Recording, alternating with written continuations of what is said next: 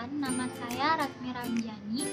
Saya adalah mahasiswi Universitas HKBP Nomensen Pematang Siantar, Prodi Pendidikan Matematika dengan NPM 19010700064. Di sini saya akan menjawab 4 pertanyaan kritis yang mana untuk memenuhi tugas mata kuliah profesi kependidikan. Baiklah, pertanyaan pertama yaitu, fakta di lapangan menunjukkan bahwa ada beberapa guru yang sudah memperoleh sertifikat sebagai pendidik profesional atau tersertifikasi secara hukum atau de jure, namun tidak melakukan tugasnya secara profesional di lapangan atau de facto. Bagaimanakah tanggapan Anda terhadap kenyataan yang dimaksud? Baiklah, profesionalitas guru memerlukan pengakuan yaitu secara de jure dan de facto. Pengakuan profesionalitas guru secara de facto termuat dalam Undang-Undang Nomor 14 Tahun 2005 tentang Guru dan Dosen yang disahkan tanggal 30 Desember 2005, yang mana menjelaskan tugas, wewenang, dan kewajiban seorang guru. Dan undang-undang inilah yang dapat mengayungi profesi guru. Salah satu pasal dalam undang-undang ini yaitu pasal 8 yang menyatakan guru wajib memiliki kualifikasi akademik, kompetensi, sertifikat, dan sehat jasmani dan rohani, serta memiliki kemampuan untuk mewujudkan tujuan pendidikan nasional. Dan undang-undang inilah yang melandasi pelaksanaan diadakannya sertifikasi guru. Lalu bagaimana pengakuan secara de facto? Profesionalitas seorang pendidik tidak cukup hanya dengan sertifikat saja. Pendidik yang benar-benar profesional adalah pendidik yang mampu memiliki dan mengamalkan standar kompetensi yang wajib dimiliki seorang guru, seperti kompetensi pedagogik, kompetensi kepribadian, kompetensi sosial, dan kompetensi profesional yang diperoleh dan melalui pendidikan profesi. Akan tetapi, faktanya di lapangan beberapa guru memiliki sertifikat tetapi tidak melakukan tugasnya dengan profesional. Inilah yang dimaksud dengan pengakuan profesionalitas guru secara de jure tetapi tidak secara de facto. Menurut saya, hal ini tidaklah benar. Seharusnya seorang pendidik yang sudah bersertifikat berarti sudah diakui dunia pendidikan nasional sebagai guru yang profesional, yang seharusnya mampu mengemban tugasnya bukan hanya di kertas tetapi juga di lapangan.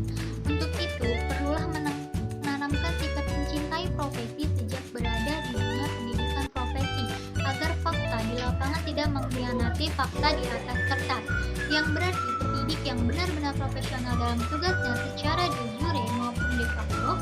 Hal ini perlunya kerjasama antara LPTK dan tenaga pendidik yang baik. Pertanyaan yang kedua yaitu, identifikasikan sedikitnya 5 penyebab munculnya masalah yang dipaparkan pada soal nomor 1 tadi. Yang pertama yaitu kurangnya rasa mencintai profesi sehingga enggan untuk bertanggung jawab sepenuhnya. Yang kedua yaitu gagalnya pelaksanaan sertifikasi, yaitu sertifikasi guru tidak berkontribusi terhadap profesionalisme guru dan tidak berkontribusi terhadap mutu pembelajaran. Yang ketiga yaitu pendidik menganggap sertifikasi adalah kondisi final dari profesi keguruan sehingga pasca sertifikasi ada yang menjadi tidak disiplin. Yang keempat yaitu sertifikasi tidak mengubah praktik mengajar dan perilaku guru. Dan yang kelima adalah guru menganggap bahwa sertifikasi adalah hal yang dimanfaatkan untuk mendapatkan tunjangan, bukan untuk profesionalitas seorang pendidik. Pertanyaan yang ketiga yaitu, uraikanlah 5 langkah strategis yang harus dilakukan LPTK dalam mendidik para mahasiswanya guna menghindari munculnya masalah seperti pada soal nomor 1 tadi. Yang pertama yaitu penekanan pelayanan mutu pembelajaran guna meningkatkan standar kompetensi bagi calon pendidik dan penanaman rasa mencintai profesi. Yang kedua yaitu kebutuhan anggaran dan pemanfaatannya untuk fasilitas yang memadai. Yang ketiga yaitu penataan sistem penerimaan mahasiswa calon guru yang selektif. Dan yang keempat yaitu mengadakan berbagai pelatihan, workshop, dan seminar guna mendidik mahasiswa menjadi mahasiswa yang disiplin. Dan yang kelima adalah meningkatkan mutu keprofesionalan profesi kependidikan. Pertanyaan keempat yaitu, uraikan 5 langkah solutif yang harus dilakukan untuk mengatasi masalah pada soal nomor 1 di atas, sehingga negara tidak dirugikan dengan keberadaan guru yang tidak bekerja secara profesional.